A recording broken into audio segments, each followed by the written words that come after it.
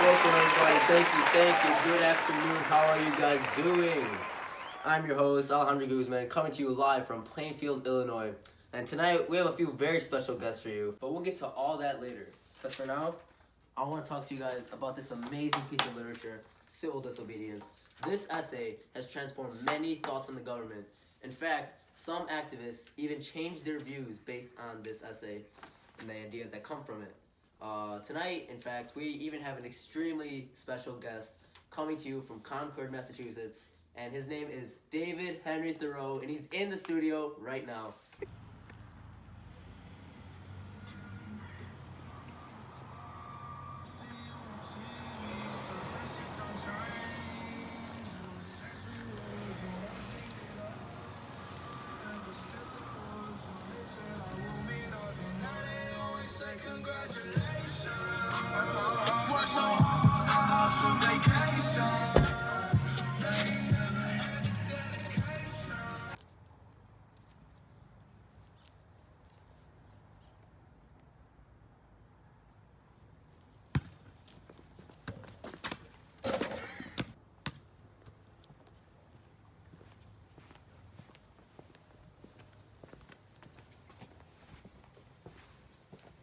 David, Good to meet you. come inside. Audience, let's give David a big hand.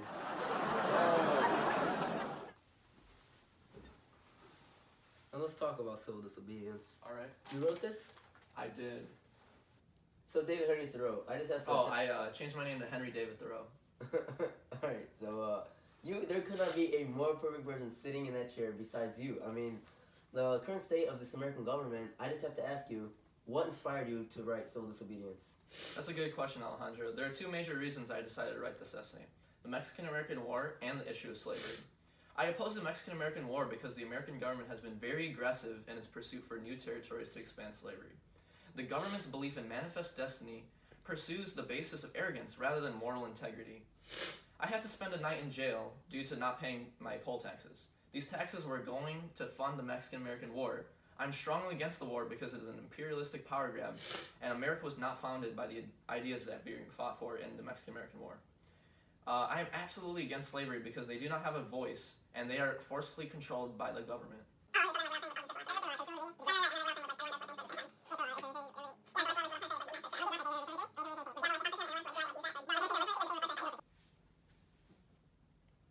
Alright, so we discussed paragraphs 1 through 35, so now let's go to the end portion of your essay, starting with paragraph 36. Sure. Okay, so on this tax issue, maybe I'm not understanding it, but why is it that you refuse to pay such a small amount of money, which is gonna help the country anyways? I mean, everyone else is paying it. You see, I've pondered this question for a while now, and you're right. From an average citizen's point of view, I'm the crazy one, right? I'm not paying my taxes. But when I think about the consequences of conformity, I think about the slaves. They who have no voice and are the taxes that will go to continuing slavery. I therefore have an obligation to resist those injustices through refusal to pay my taxes. I see. Now, I was also confused by one of the phrases you used, an overwhelming brute force. English was never my best suit, so can you explain what this means? Right, so brute force is the overwhelming feeling that conformity brings. It's this immense pressure on your shoulders that is placed by those who resist injustice. By refusing to pay my taxes, I'm exposing myself to this brute force, which includes public and government pressure and punishment. But I'm still determined to spark reform because this brute force contains human force, and I feel that I can have an impact on it. Oh, I guess I never really thought about it like that. Thanks for sharing that. Now we'll go to our literary specialist, Ben, for a quick fun fact. Thanks, Alejandro. So Thoreau utilized an allusion in paragraph 36 when he writes, "But I cannot expect, like Orpheus, change the rocks and the trees and the beasts." Orpheus is a part of Greek mythology, and he's known for playing the lyre so beautifully that it enchanted the rocks and the trees to dance around him. Thoreau utilized this allusion to emphasize the impossibility of a regular human being to change the nature of inanimate objects or brute force. Thank you, Ben. Well, while Henry David Thoreau is contemplating his internal struggle, we'll be back after this commercial break. Hey, you. Are you tired of smelling all day? Do you want to have the scent of a Greek mythological hero? Well, then you should try our new Orpheus body spray. Put it on and make the trees come to life. Wow, this stuff really does work. Rocks are floating around me. Dude, this stuff actually works, man. Welcome back. We're to Literature Live. I'm here with David Henry Thoreau. I keep telling you, man, it's Henry David Thoreau. Dude, whatever, man. And now I want to start talking about paragraph 37.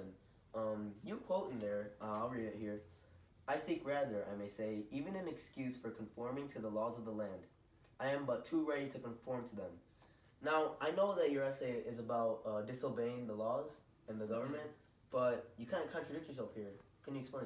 Yeah, well, you see, I'm glad that you pointed that section out because this is a part where I'm really going through an internal struggle in my mind, and I want to conform to society. I really want to follow the rules, but I just have a moral obligation to resist injustice.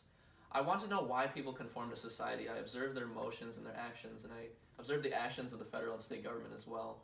And I just need to study how people, what's going through their mind when they're trying to conform to society, and maybe I can find a way to give them some sort of impact. All right, thank you. Okay, so can you explain the difference between the lower point of view and the higher point of view you talk about in paragraph 38? Sure. So in this paragraph, I focus on the importance of the individual conscience. An average citizen, like you, for example, look up to our government because you don't look behind the surface. You see a respectable, admirable institution. Once an individual sees their own ability to determine right from wrong, they utilize their moral compass, they will see our government for what it really is, an institution that isn't even worth looking at. If we remain free-thinking and independent, no government authority can ever harass us or influence us. It's very good insight. Thank you for that. Now I want to shift gears to welcome another guest from Massachusetts to help us discuss this essay.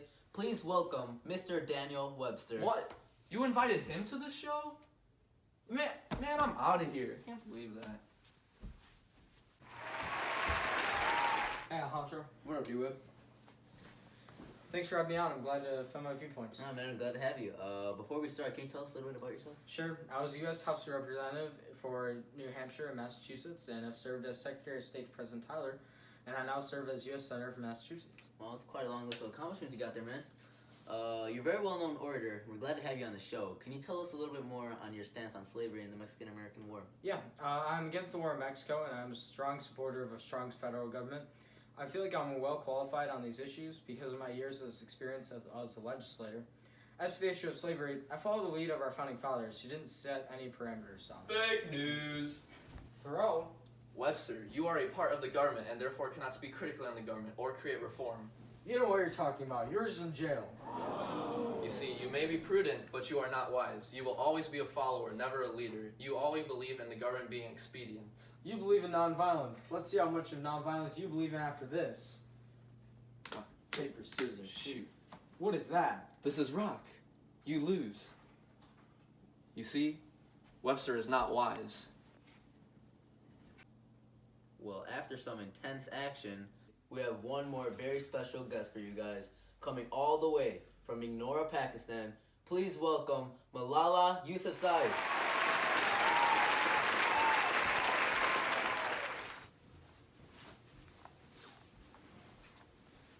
Wait. Who are you? Oh, I'm Ziauddin Yousafzai, the father of Malala. I'm so sorry she could not make it. She is currently in Oslo, Norway, giving what I know will be a beautiful speech, and also giving her Nobel Peace Prize.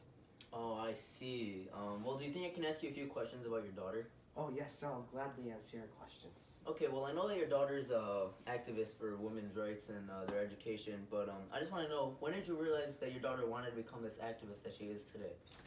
Well, see, Mr. Guzman, Malala understood how unjust the policies of the Taliban were. Women were not allowed to go to school and were forced to conform to the Taliban and their rules. This caused Malala to speak out against the injustice that the Taliban was displaying. Rather than conforming to the Taliban, she decided to challenge the status quo, speak out against them. Thank you for answering that, but I still have one more question. Okay, fire away. Well, we recently just had a guest on the show. His name's Henry David Thoreau. I'm not sure if you've heard of him. But after listening to your explanation of your daughter, I realized that they have a lot in common. So I just want to ask you, do you believe that your daughter shares a lot of qualities with Henry David Thoreau?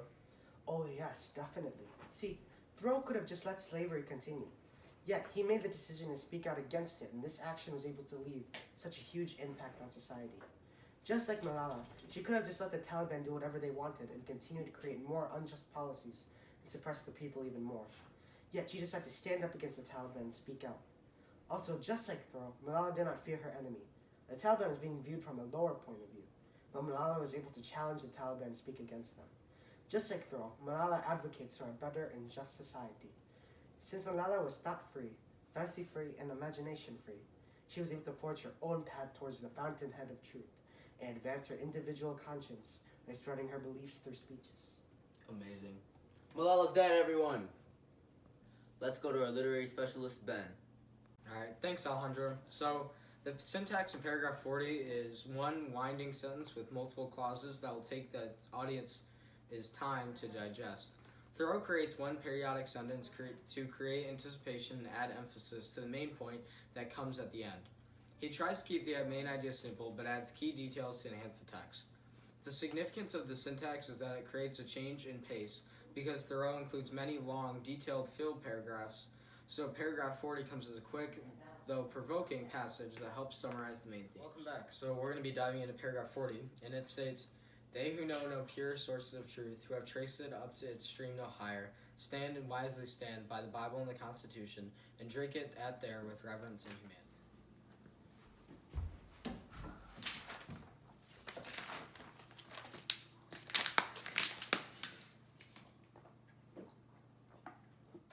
But they who behold where it comes trickling into this lake or that pool, gird up their loins once more, and continue their pilgrimage toward its fountainhead.